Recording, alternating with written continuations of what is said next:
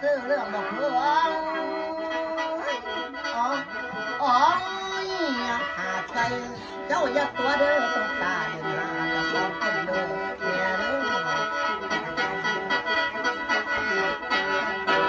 อีแม่อีมาเดียวหอมดอกผิดหอดบ้านหลังเลยล่ะหอมดอกหังหอยนอดบ้านกันบอกสนุกเสียอีกโอ้ยจักยามใดสีเมื่อบอกเขาแล้วว่ามันบอกว่ากูเลิกซักละมาเบิ่งเก็บเบิ่งบุษังแล้วเนาะจักเบิ่งบุษังแล้วโอ้ยคอร์ซาพี่จะเล่นเอาไว้กันเบิ่งแล้วเรากินมาวังวังหอมดอกหังมาวังวังพันหอมดอกคำเขาที่ได้ที่เขาบอกเพื่อนมาพอน้อยพี่เป็นน้องอีพ่อ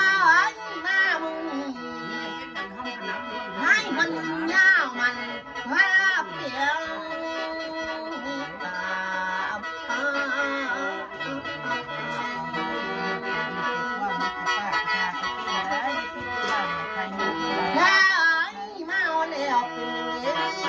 ตามือที่ซื้อของใครนั่นยังไงพอสบาย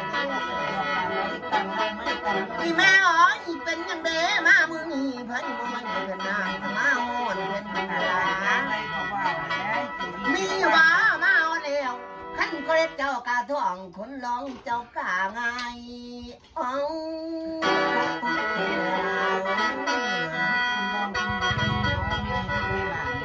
น่าจะได้ยาวโมกแค่หันใจนุ่นหันหลายแพ้ไอ้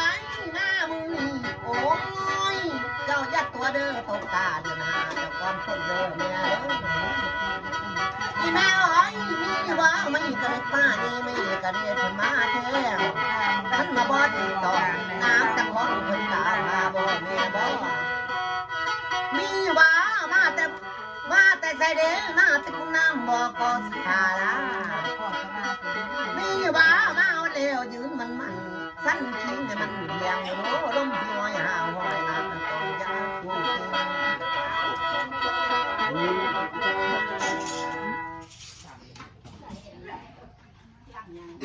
โอ้ยผมเมื่อยนะหมอเขียนก็หันใจขึ้นนี่น้ำหลายเนาะแม่งคนจะได้ยาวเพิ่นบ่หลายต่อไปเนาะจุกที่กูได้เงินระเบิดมีตาหา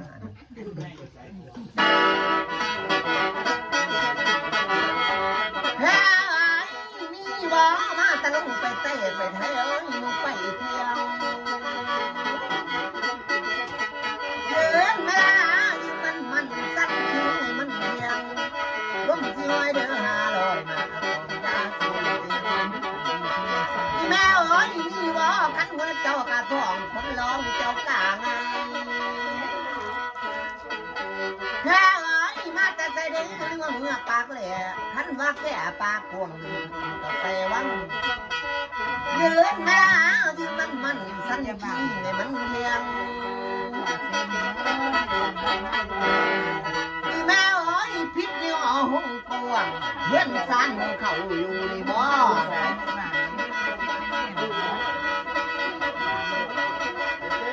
แค่ไอ้มาแต่เสด็จกันหมดเป็นตาที่มาเป็นดินโบราณมีว่าคนอยู่ลงมือ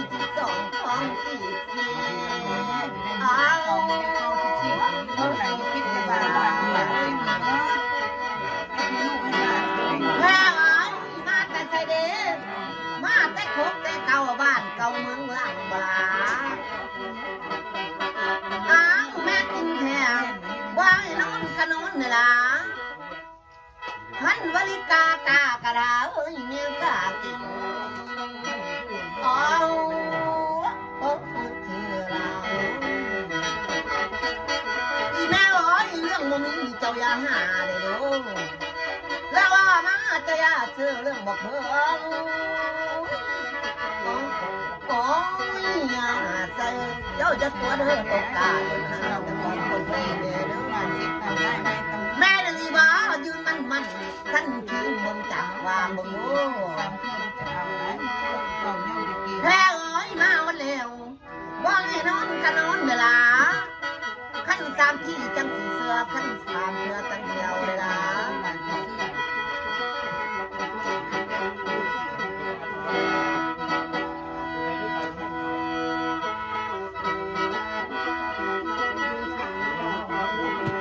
แพ้เอ้ยแม่วันนี้เจ้าอย่าเอาคอแก่งง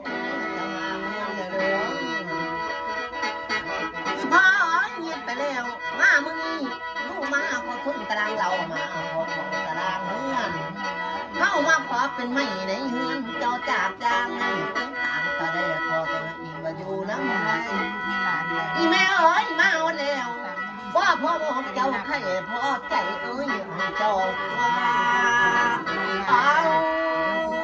โอ้โหเหี่ยว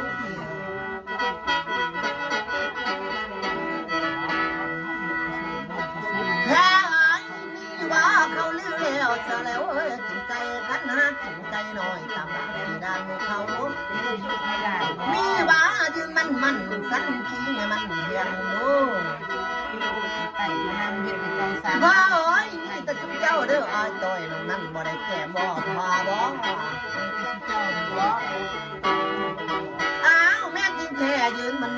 สันขี้ให้มันเพียงแพ้โอ้ยลมสิ100-500มาต้องยาสุดติงเวลา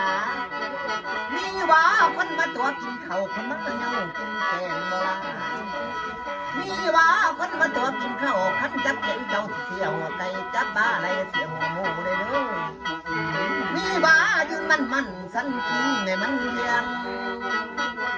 แพ้เอ้ยลมซอยหาห้อยมาต่อยาสุดินเวลาพ่อเอ้ยมีแต่พันอดต้อยลงนั้นบ่ได้แกมบ่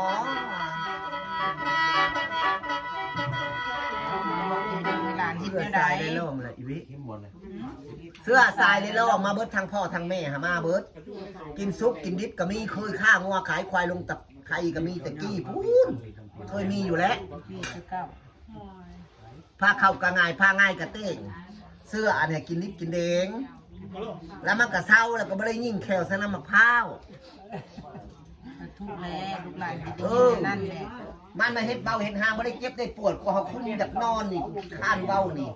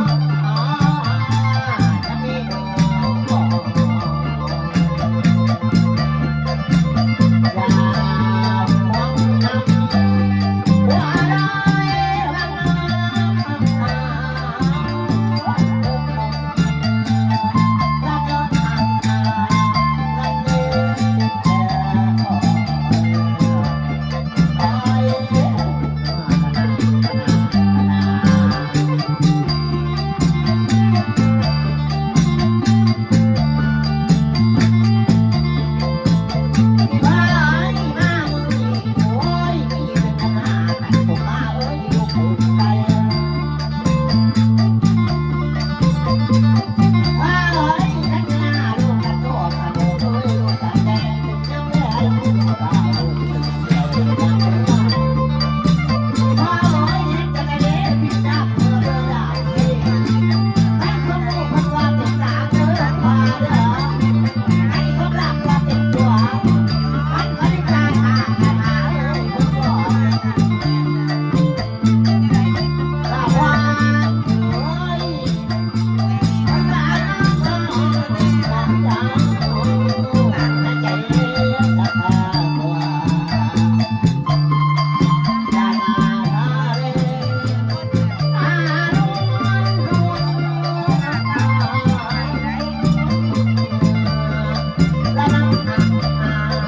อะไรตัวน้องน้องคอย